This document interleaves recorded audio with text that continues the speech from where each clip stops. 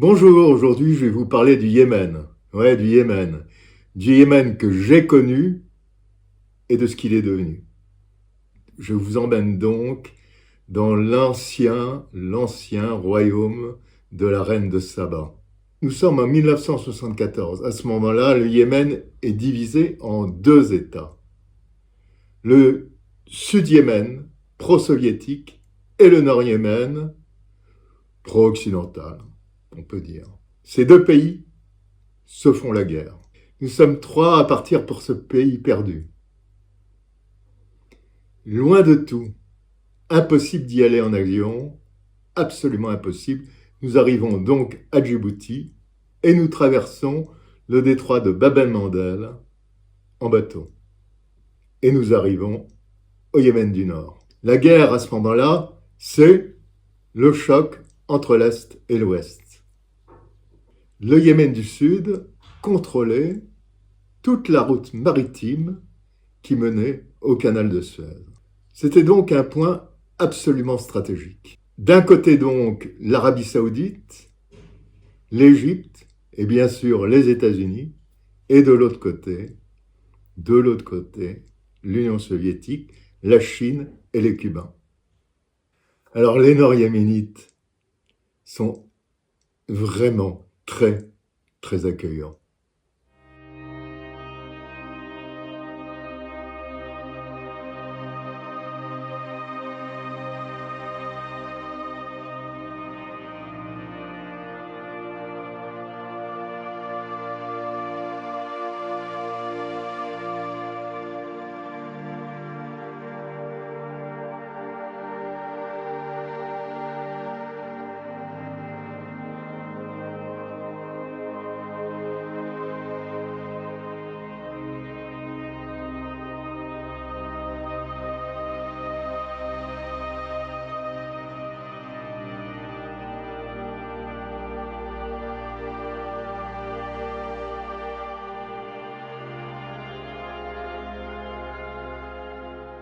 Nous voilà donc avec le Front de libération du Sud-Yémen.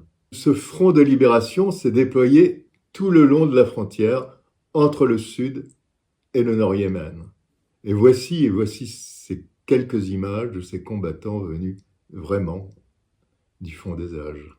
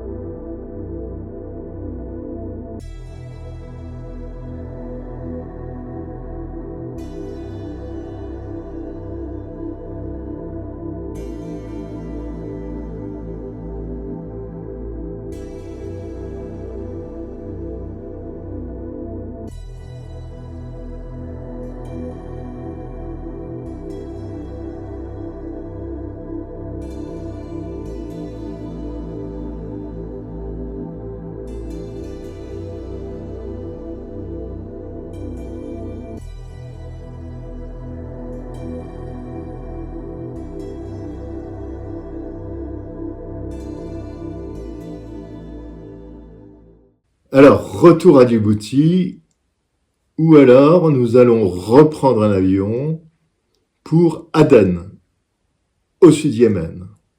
Alors, arrivé au Sud-Yémen, nous allons assister officiellement au grand défilé de l'anniversaire de la création du Sud-Yémen. Les quelques photos que vous allez voir sont des photos qui ont été sauvées car elles ont été confiées à un diplomate français qui assistait à la cérémonie.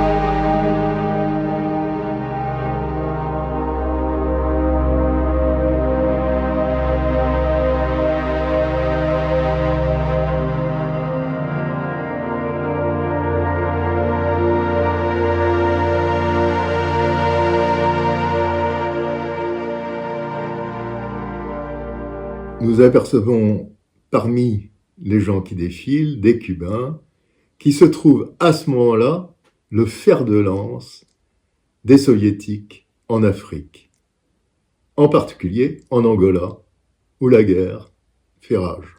Parmi les quelques officiels qui sont là, des généraux soviétiques. Plus tard, à notre rentrée, 2 d'entre eux seront identifiés comme des généraux du KGB en charge de l'Afrique et de la désinformation en Afrique.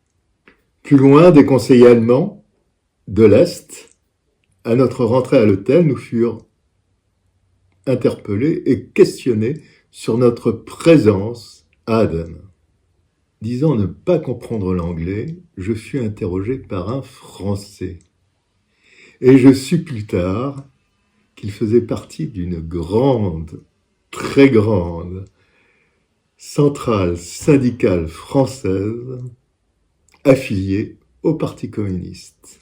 Le 22 mai 1990, le Yémen du Nord et le Yémen du Sud se réunissent pour former une seule et même république, la République du Yémen actuelle. Alors, quelle a été la cause de cette réunification? La chute de l'URSS. La même année, le Yémen soutient l'Irak durant la première guerre du Golfe, ce qui lui vaut des représailles des États-Unis. La monnaie est attaquée et surtout, 1 million de travailleurs yéménites qui étaient en Arabie Saoudite sont renvoyés chez eux. Arrivent les années 2000, le gouvernement doit faire face à des mouvements rebelles islamistes, en particulier l'insurrection des Houthis. En 2004, les affrontements près de la frontière avec l'Arabie Saoudite sont très, très graves. Ils font au moins 400 morts. Les chiites du nord du pays entrent en conflit avec le pouvoir central. En effet, le Yémen est majoritairement sunnite, mais à 40% sa population est chiite. Le pays est détruit, la famine menace 8 millions de personnes, mais la guerre continue. Retour sur les racines de ce conflit avec Mounia Kassem.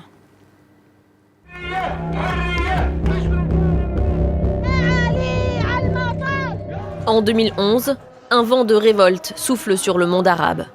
À l'instar des Tunisiens, des Égyptiens ou encore des Syriens, les Yéménites aussi aspirent au changement.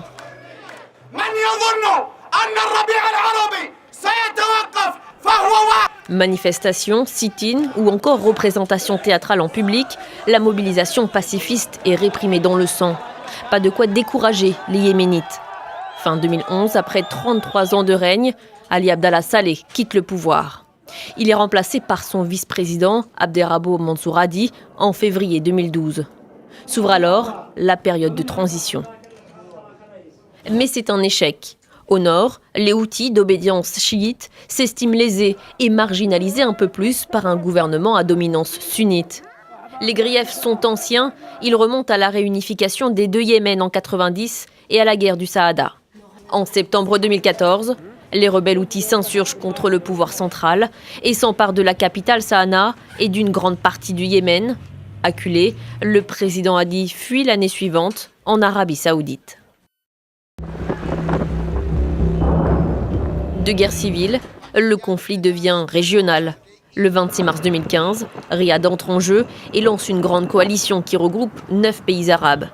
Double objectif pour les Saoudiens, reprendre le contrôle de leur frontière sud et surtout contrecarrer l'influence de l'Iran qui a noué une alliance avec la rébellion Houthi. En 2015, 1 an après le début de la guerre civile, un chiffre fait date. 10 000 civils tués selon les Nations Unies. Un institut indépendant avance depuis un autre bilan. Au moins 70 000 Yéménites auraient été tués. L'ONU parle de la pire situation humanitaire au monde. 8 millions de personnes sont menacées par la famine et parmi les premières victimes, les enfants. Le blocus imposé par la coalition arabe paralyse tout le pays, très largement dépendant des importations. Avant la guerre, le Yémen importait 90% de sa nourriture et de ses médicaments. Le chaos a aussi favorisé le renforcement des groupes djihadistes, comme Al-Qaïda dans la péninsule arabique, déjà présent dans le pays. Le groupe État islamique, qui a fait son apparition au Yémen, a revendiqué de nombreux attentats. En 2014, les houthis continuent la guerre. Ils étendent leur influence sur toute la partie du sud Yémen. Ils prennent Sanaa, la capitale. En janvier 2015, ils assiègent le palais présidentiel et le président en place part en exil en Arabie Saoudite. Après le départ du président, la guerre a pris une toute nouvelle ampleur. Le Yémen est devenu un terrain d'opposition indirect de l'Arabie Saoudite et de l'Iran. Ce sont deux pays traditionnellement opposés qui s'affrontent. L'Iran, bien sûr, finance les houthis, l'Arabie Saoudite, la coalition. Au Yémen, la trêve a été de très courte durée. Les avions de combat saoudiens ont repris leur bombardement. Mardi soir, l'Arabie Saoudite avait pourtant annoncé la fin de la campagne aérienne intensive qu'elle mène depuis fin mars avec d'autres pays arabes, dans le but de stopper les avancées des Houthis et de leurs alliés à travers le pays. Riyad s'était néanmoins réservé le droit de mener de nouvelles frappes si des mouvements rebelles se faisaient menaçants. Moins de 24 heures après cette annonce, des positions rebelles situées dans la région de Taïz, la troisième ville du pays, ont été bombardées.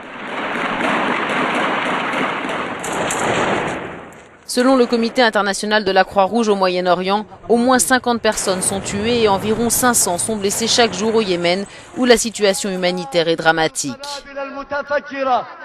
Toujours aux mains des rebelles, la capitale Sanaa, où là aussi ont lieu quotidiennement des manifestations et de violents affrontements entre partisans et adversaires du président Hadi.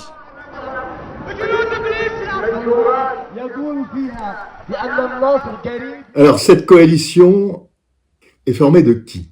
Du Maroc, de l'Égypte, du Soudan, des Émirats arabes unis, de Bahreïn, du Qatar, du Koweït, du Pakistan. Mais pas seulement, car les États-Unis sont là pour aider cette coalition. C'est aussi en plein désert, à quelques centaines de mètres, que nous allons découvrir l'autre visage de la guerre au Yémen. Un conflit régional impliquant à huis clos une dizaine de nations d'obédience sunnite. Bonjour, vous êtes soudanais? Soudanais, ouais. Difficile de savoir quelle est la véritable mission de ces forces soudanaises au Yémen, mais le message est clair. On leur coupe la gorge à ces chiens de Houthis. Moi, je vais vous dire, je vais les manger tout crus, aujourd'hui, et pas demain. Je vais les dévorer. Mais en quelques minutes, passé l'effet de surprise, un officier apparaît. Qu'est-ce que vous faites ici? C'est interdit de filmer. Nous sommes finalement priés de quitter la zone. Cette opération militaire est appelée tempête décisive. Elle est initialement appuyée par une résolution de l'ONU. Les États-Unis donc fournissent une aide logistique et une aide de renseignement à l'Arabie Saoudite, toute puissante dans cette coalition. Sanaa, touchée, en plein cœur, c'est la vieille ville classée par l'UNESCO au patrimoine mondial de l'humanité qui a fait les frais ce vendredi de raids aériens. La coalition menée par l'Arabie Saoudite contre les rebelles chiites a nié être à l'origine des bombardements meurtriers dans le cœur historique de la capitale. Les habitants, choqués, ne pensaient pas pouvoir être pris pour cible. Après minuit, pendant que les gens dormaient dans leur maison, ils ont frappé de manière brutale, en ayant recours à des avions qui ne sont pas destinés à cet effet. Et ils ont détruit des habitations anciennes qui datent de milliers d'années. Les avions de chasse sont destinés à frapper des cibles militaires et non pas à détruire des maisons sur la tête de leurs habitants, sur la tête des enfants et des femmes qui dorment à l'intérieur. L'UNESCO a aussitôt condamné ce bombardement d'un des joyaux de l'urbanisme islamique et qui, en plus de détruire l'héritage culturel du Yémen, va exacerber la situation humanitaire. Une situation catastrophique. Au moins 2500 personnes auraient trouvé la mort au Yémen depuis le début du conflit. Ce bombardement intervient à la veille de pourparlers à Genève. Le président Abdrabbo Mansour Hadi, exilé en Arabie Saoudite, et le chef des rebelles chiites Houthis devraient se rencontrer pour entamer des négociations. Le président iranien condamne une agression militaire et une démarche dangereuse contre la paix. Et cette intervention, qui devait durer quelques semaines, dure toujours actuellement. Tous les partis en place sont accusés de crimes de guerre. L'épidémie de choléra apparue début octobre et jusque-là confinée selon l'ONU à la capitale Sanaa gagne du terrain. 9 personnes sont mortes à Aden, la grande ville du sud du pays. La guerre qui déchire le Yémen a entraîné une dégradation de la situation sanitaire. Ce vendredi, le porte-parole de l'OMS a dressé un sombre constat. Les derniers chiffres indiquent que le nombre de cas de choléra est en augmentation, a-t-il dit. À ce jour, 1410 cas suspects ont été recensés dans 10 des 23 gouvernorats du Yémen. In 10 out of Yemen's 23 governorates. Le conflit au Yémen a fait 10 000 morts et déplacé au moins 3 millions de civils selon l'ONU. 1,5 million d'enfants souffrent de malnutrition aiguë et 370 000 de malnutrition sévère. Selon l'UNICEF, près de 10 000 enfants de moins de 5 ans seraient morts faute de soins. Le système de santé yéménite est en ruine. 600 établissements de santé ont cessé leur activité et 1/5 des centres de vaccination sont fermés. Et l'Arabie Saoudite a pris la tête d'une coalition pour tenter de venir à bout de la rébellion Houthi. Selon l'ONU, 60% des victimes civiles ont été tuées dans des frappes de cette coalition. 22 millions de personnes sur 28 millions ont besoin d'une aide humanitaire d'urgence. Plus de 11 millions de personnes souffrent de la famine. Et personne ne fait rien. Voilà où nous en sommes au Yémen, actuellement. Bon, eh bien écoutez, à bientôt sur ma chaîne. Likez si ça vous intéresse. À bientôt. Et surtout, partagez. Au revoir.